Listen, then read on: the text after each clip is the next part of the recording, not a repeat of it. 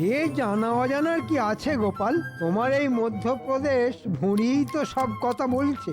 দিনের পর দিন তুমি তোমার ওজন বাড়িয়েই চলেছো। কি এত ওজন নিয়ে কথা হচ্ছে মন্ত্রী? কার আর হবে মহারাজ, এখানে তো গোপালই একমাত্র ভোজন রসিক, ওজনদার লোক। তার মানে মন্ত্রী, তুমি ওজনের ব্যাপারে খুব ভালোই বোঝো মনে হচ্ছে।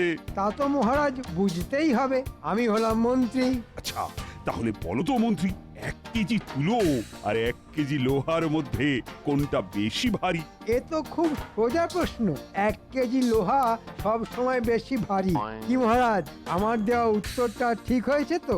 তোমার মাথা আর আমার মুন্ডু হয়েছে।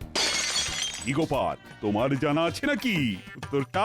তা কেন জানবো না মহারাজ, দুটোই সমান ভারী, কারণ আপনি দুটোরই পরিমাণ 1 কেজি বলে দিয়েছেন, তাই দুটোই সমান ভারী হবে। চমৎকার গোপাল, চমৎকার। দেখলেন তো মহারাজ, আপেল খেয়ে শুধু আমার ভুঁড়ির ওজন বাড়েনি, আমার মাথার ওজনও বেড়েছে।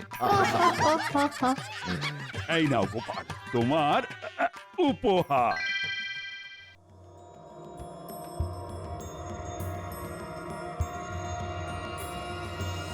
কি গো, তখন থেকে তুমি এপাশ আর ওপাশ করছো কেন বলো তো? রাগে আমার সারাটা গা জ্বলে যাচ্ছে। কেন কেন, কি হলো আবার? মহারাজ, এই একটা সামান্য প্রশ্নের উত্তর দেওয়ার জন্য গোপালকে একটা গয়না উপহার দিল। সে কি গয়না? হ্যাঁ, তোমার একটা ভালো দেখে গয়না দাও তো। আমার গয়না দিয়ে তুমি কি করবে? এই দাও, আমার মাথায় এমন একটা বুদ্ধি এসেছে, যাতে এবার গোপালের মহারাজের কাছ থেকে উপহার পাওয়া তো দূরের কথা, রাজসভাতেও আসা বন্ধ হয়ে যাবে। তুমি আমাকে এখন একটা গয়না দাও, কালকে দুপুরের মধ্যে তোমার গয়না তুমি ফেরত পেয়ে যাবে। তোমাকে শুধু আমি যেরকম বলছি তুমি সেরকম করবে। আচ্ছা ঠিক আছে, ঠিক আছে।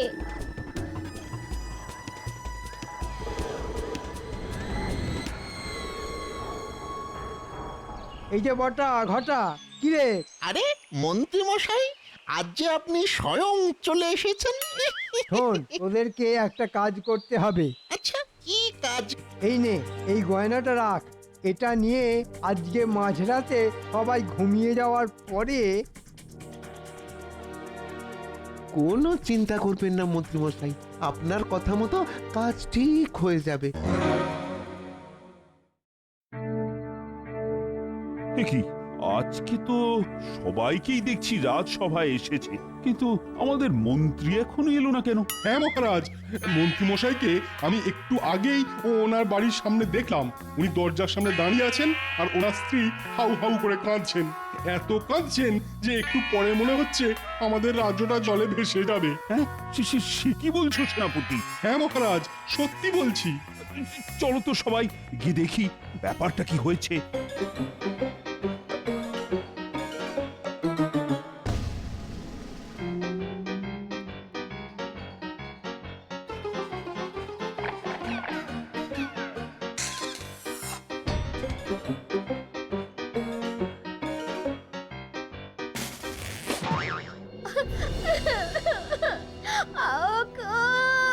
আমার কি সর্বনাশ হলো গো! আমার 5 ভরি সোনার গয়না। এই সকাল সকাল এরকম মরা কান্না কাটছো কেন? শান্ত হও মন্ত্রী বউ। আজ আমার বাড়ি থেকে আমার 5 ভরি সোনার গয়না চুরি হয়ে গেছে। হ্যাঁ, সে কি 5 ভরির গয়না?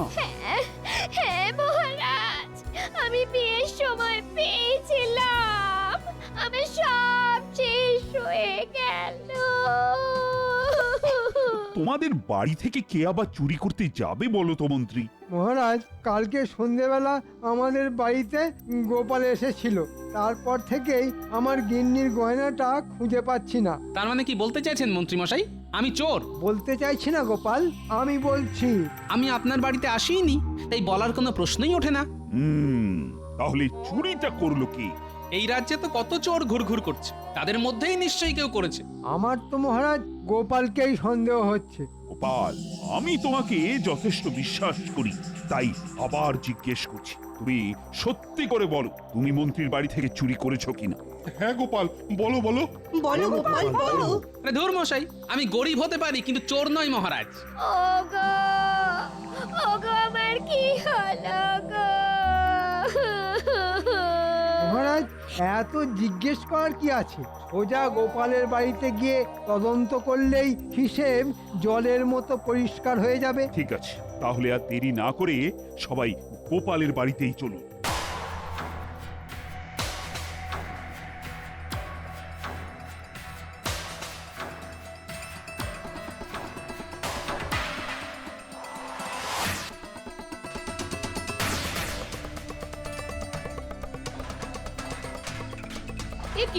কি আপনারা আমার ঘরে এইরকম ভাবে সব কিছু লন্ডভন্ড করছেন কেন?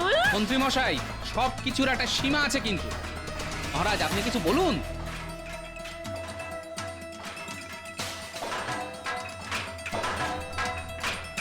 আপনারা ঘরের ভিতরে খোঁজাখুঁজি না করে বাইরে আসুন।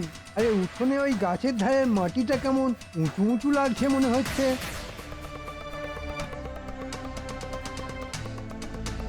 তাহলে এটা খুলে দেখুন তো। যেখানে দেখবে মাটি খুঁড়ে খুঁড়ে দেখো সেটি, পেলেও পেতে পারো। 5 ভরি সোনার হার। এই তো আমার সোনার হার, এই তো। এই তো এই তো এই তো আমার গিন্নির সোনার গয়না। হ্যাঁ, শেষে গোপাল করলো চুরি। ছি ছি ছি ছি গোপাল, ছি, তুমি এত নীচ কাজ করতে পারবে আমি স্বপ্নেও ভাবিনি। এই জঘন্য অপরাধের জন্য তোমাকে আমি আগামী 1 মাস এই রাজসভা থেকে বহিষ্কার করলাম। এরকম করবেন না মহারাজ, আমি না খেতে পেয়ে মরে যাব। ও মহারাজ, আপনি এরকম করবেন না মহারাজ, করবেন না। মহারাজ মহারাজ, আমি কোনো অপরাধ করিনি, এই সব কিছু মন্ত্রীর চক্রান্ত। আমি কোনো কথা শুনতে চাই না, না না না না, আগামী 1 সপ্তাহ যেন তোমার মুখ না দেখি। চলো চলো তো সবাই।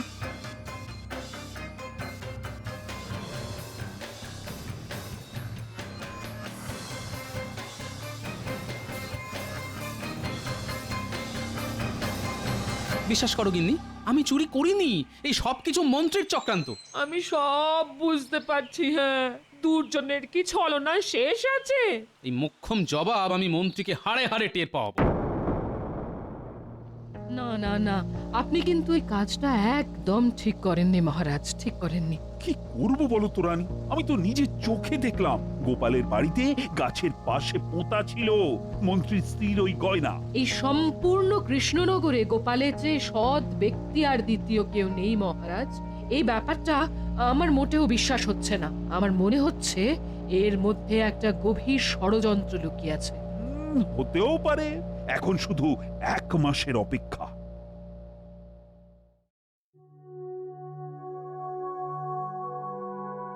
কি মহারাজ, আপনি এরকম মনমরা হয়ে বসে আছেন কেন? কি আর করব বলো, আজ 1 মাস হয়ে গেল, গোপালও নেই আর রাজসভায় হাসিও নেই।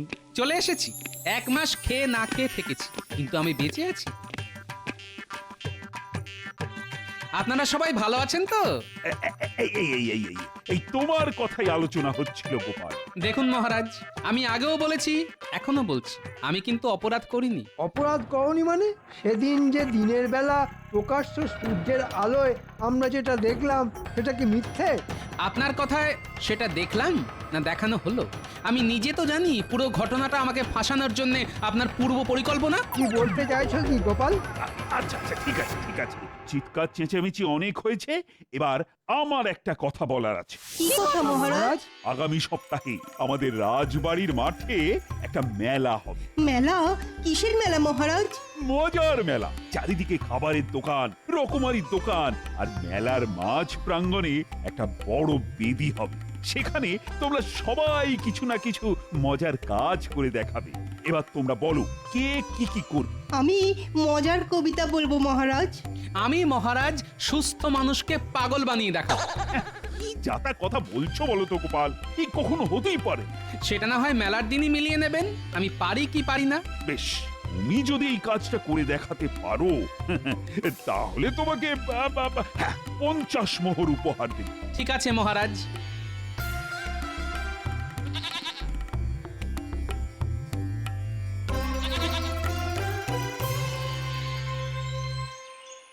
এ কি তুমি সঙ্গে করে কি নিয়ে এসেছো? এ হলো 5 মোহরের ছাগল। এই ছাগলই আমাকে 50 মোহর এনে দেবে। কি যা তা কথা বলছো? তোমার মাথাটা কি খারাপ হয়ে গেছে নাকি?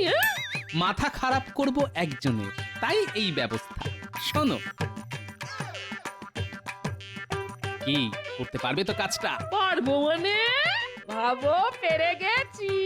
তোমার সম্মান নিয়ে ছেলে খেলা, এর আমি শেষ দেখে ছাড়বো। কি মন্ত্রী গিন্নি, কেমন আছেন? আজকাল তো এই ঘাটে আপনাকে দেখতেই পাই না। কি করে দেখতে পাবে বলো? আমি তো এখন খুব একটা বাড়ি থেকে বেরই হই না। বাইরে যা কড়া রোদ, গায়ের রং কালো হয়ে যাবে না? ও তাও তো বটে, যদিও এই ছাগল আসার পর থেকে আমার জীবনে গতি এসেছে। হ্যাঁ, সোনার ডিম। রোজ এই ছাগলের মাথায় হাত বোলালে এই ছাগল একটা করে সোনার ডিম পারে। কি? আমার তো চোখে বিশ্বাসই হচ্ছে না। দেখি দেখি দেখি, টিপটা দেখি দেখি। এই না না না না, যা দেখার এই দূর থেকে দেখুন বাবা, দেখুন। আমি এক্ষুনি এই ডিম শহরে এক শাকরার কাছে বিক্রি করতে যাবো। কি অবিশ্বাস্য! এ কোনো সাধারণ ছাগল নয়, এটা আশীর্বাদী ছাগল। যার হাতে একবার আসবে তার ভাগ্য খুলে যাবে। আমি চলি মন্ত্রী বউ, চলি। হ্যাঁ,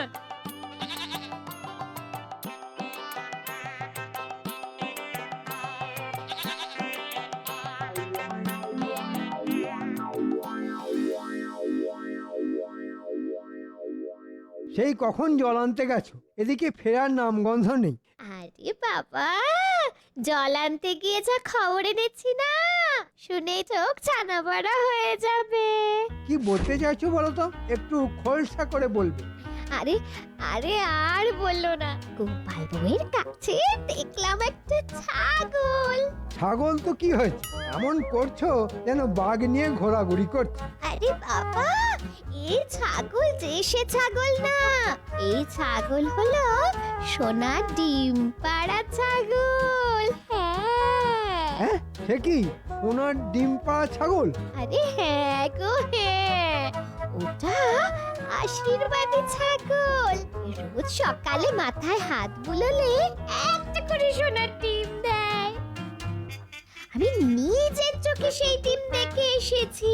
কি সুন্দর সোনার ডিম! ওগো, এরকম চলতে থাকলে তো গোপাল কদিন পরে তোমার থেকেও বেশি বড় লোক হয়ে যাবে।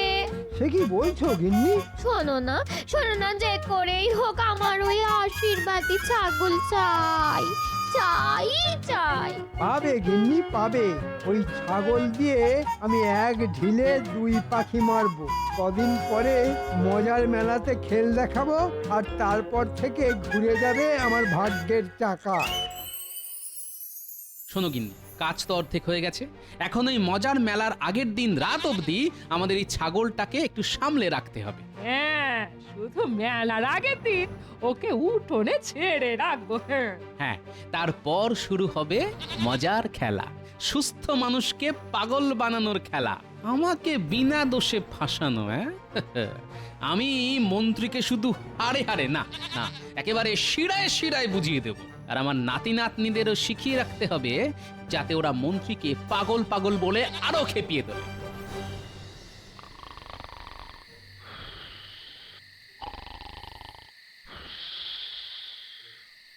ঘটা, খুব সাবধানে কাজ করতে হবে কিন্তু।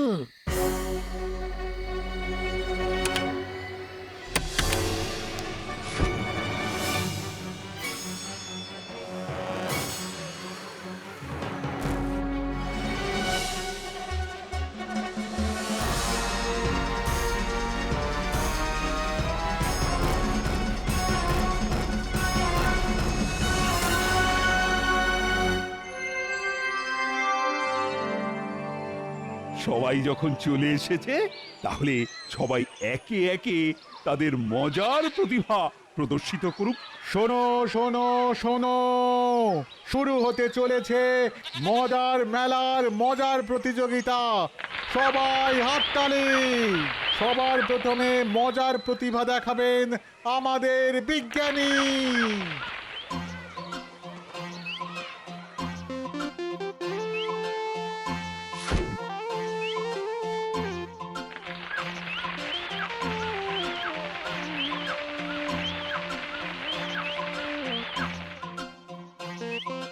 দারুণ! ওহ, দারুণ দারুণ বিজ্ঞানী, দারুণ। বিজ্ঞানী দারুণ।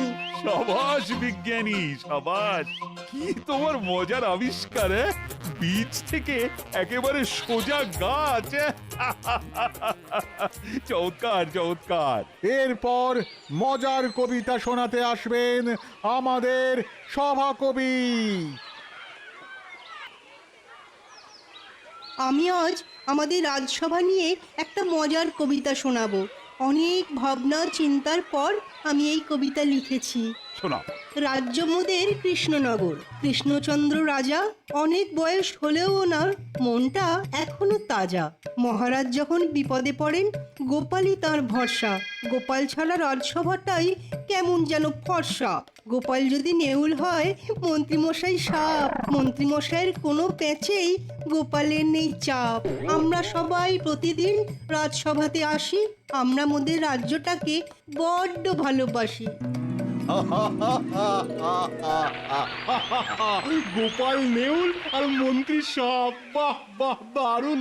সাবাস সভাকবি, তুই তো একেবারে জমিয়ে দিয়েছো। এরপর সভা জমাতে আসছেন আমাদের মন্ত্রী মশাই। কি মন্ত্রী, হ্যাঁ? তুমি কি দেখাবে? আমি মহারাজ আজ এক অদ্ভুত খেলা দেখাবো।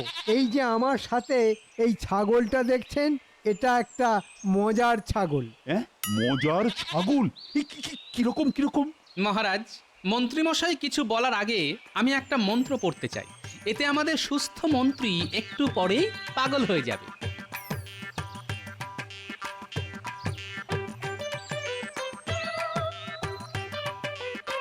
নমস্য গিলি গিলি চিং বিচিং বিচিং ফাক ফকাশ ফকাশ ফু ফু। যত সব। শুনুন মহারাজ, আমি এবার এই ছাগলের মাথায় হাত বোলাবো আর দেখবেন ছাগল একটা সোনার ডিম দেবে। ছাগল সোনার ডিম দেবে? দেখছেন মহারাজ, মন্ত্রীমশাই কিরকম পাগলের মতো কথা বলা শুরু করে দিয়েছে। এই সব কিছু আমার ওই জাদু মন্ত্রের খেলা। কে বলেছে আমি পাগলামি করছি? আমি এক্ষুনি প্রমাণ করে দিচ্ছি। দেখো এই ছাগল ডিম দেয় কিনা। এই যে বাবা, ডিম দে তো, দে না বাবা, সোনার ডিম দে না, দে। এই মরেছে, এই ছাগলটা ডিম দিচ্ছে না কেন? এ কি মন্ত্রী মশাই, কি আজে বাজে কথা বলছেন? আপনি খুব দুষ্টু। এই তখন থেকে তোকে বলছি সোনার ডিম দে। ওরে দে না বাবা, রোজ সকালে তো মাথায় হাত বোলারে দিস, আজকেও দে না। মহারাজ, মন্ত্রীমশাইয়ের কথায় কিন্তু অনেক অসঙ্গতি দেখা দিচ্ছে। দেখুন মহারাজ, এই শেষবারের মতো বলছি, ডিম দে, দে সোনার ডিম দে। এই ছাগল দে না রে। মন্ত্রীর মাথায় তো সত্যি সত্যি ওই মনোযোগ দেখা যাচ্ছে, ওনার চিকিৎসার প্রয়োজন। আমি তো কারোর সামনে বলতে পারবো না যে এটা আমি চুরি করেছি, তাও আবার গোপালের বাড়িতে। ওরে ওরে ডিম দে না রে। মন্ত্রী মশাই মনে হচ্ছে পাগল হয়ে গেছেন। আরে আমারও তো তাই মনে হচ্ছে। মন্ত্রী মশাই পাগল পাগল পাগল পাগল। আমাকে পাগল বলবি না বলে দিচ্ছি, আমার মাথা গরম হয়ে যাচ্ছে কিন্তু। আমাদের মন্ত্রী পাগল পাগল। তবে রে ওরে এবার মনে হচ্ছে সত্যি মাথাটা গেছে। মন্ত্রী, তোমার মাথার সমস্যা দেখার জন্য আমি তোমাকে 3 মাস বিশ্রাম দিলাম। তুমি বাড়ি যাও, চিকিৎসা করাও নিজে। না মহারাজ, আমি পাগল নই, বিশ্বাস করুন আমি পাগল নই। না না না না না না, নিঃশ্বাসে বিশ্বাস আছে, কিন্তু পাগলে নেই। মহারাজ, আমার 50 মোহর উপহারটা। এই না, এই না, তুমি সত্যি প্রমাণ করেছো গোপাল যে তুমি সবকিছুই পারো।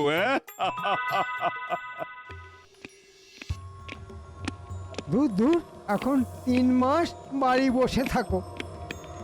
3 মাস বেতন পাবো না, এ নিশ্চয়ই গোপালের কোনো চাল। ঠিকই ধরেছেন মন্ত্রী মশাই, আমার চাল।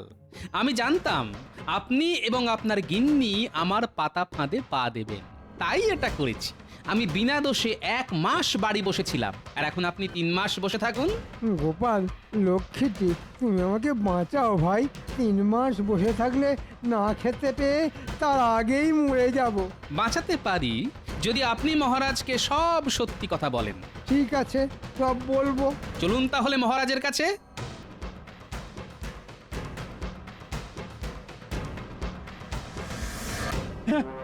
সে কি মন্ত্রী, তুমি গোপালকে এভাবে ফাঁসিয়েছো আর আমি নিরপরাধ গোপালকে শাস্তি দিয়েছি? হ্যাঁ মহারাজ, আমি 1 মাস দাঁতে দাঁত চিপে বসেছিলাম। মন্ত্রী, তোমাকে আমি রাজসভা থেকে সারা জীবনের জন্য বরখাস্ত করলাম। যাও, যাও, তুমি বেরিয়ে যাও।